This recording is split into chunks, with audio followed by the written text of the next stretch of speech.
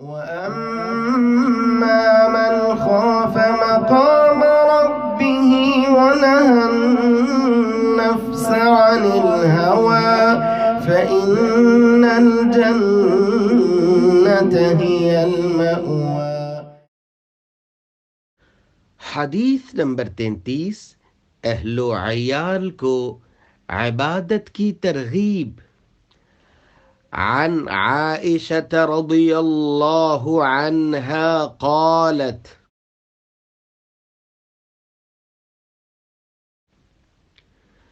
كان رسول الله صلى الله عليه وسلم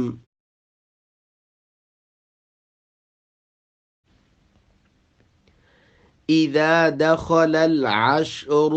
أحيا الليل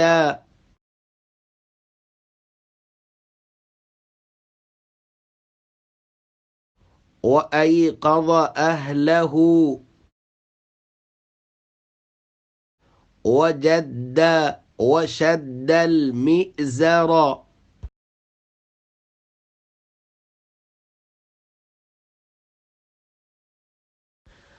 عن عائشة رضي الله عنها قالت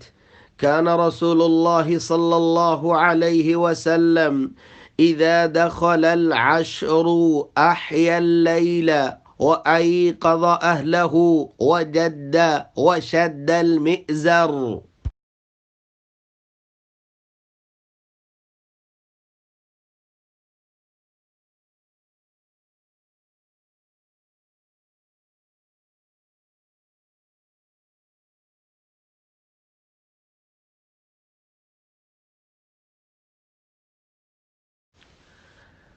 عن عائشة رضی اللہ عنہا قالت،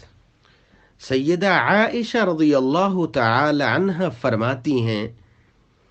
کان رسول اللہ صلی اللہ علیہ وآلہ وسلم،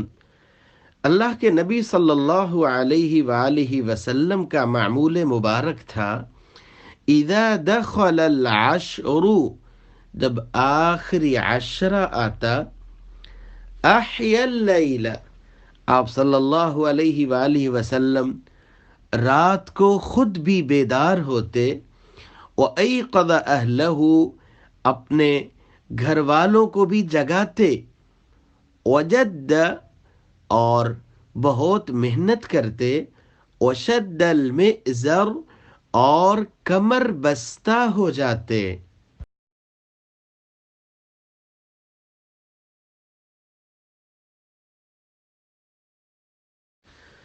سیدہ عائشہ رضی اللہ عنہا روایت کرتی ہیں، فرماتی ہیں، کان رسول اللہ صلی اللہ علیہ وسلم، آپ صلی اللہ علیہ وآلہ وسلم کا معمول مبارک تھا، اذا دخل العشر احیا اللیل، جب رمضان کا آخری عشرہ آتا، آپ راتوں کو بیدار رہتے، وَأَيْقَظَ أَهْلَهُ، اپنے گھر والوں کو بھی جگاتے، وجد، بہت محنت کرتے، وشد المئزر،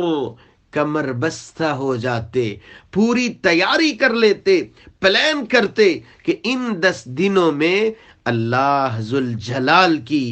زیادہ سے زیادہ کس انداز سے عبادت کو بجا لایا جائے۔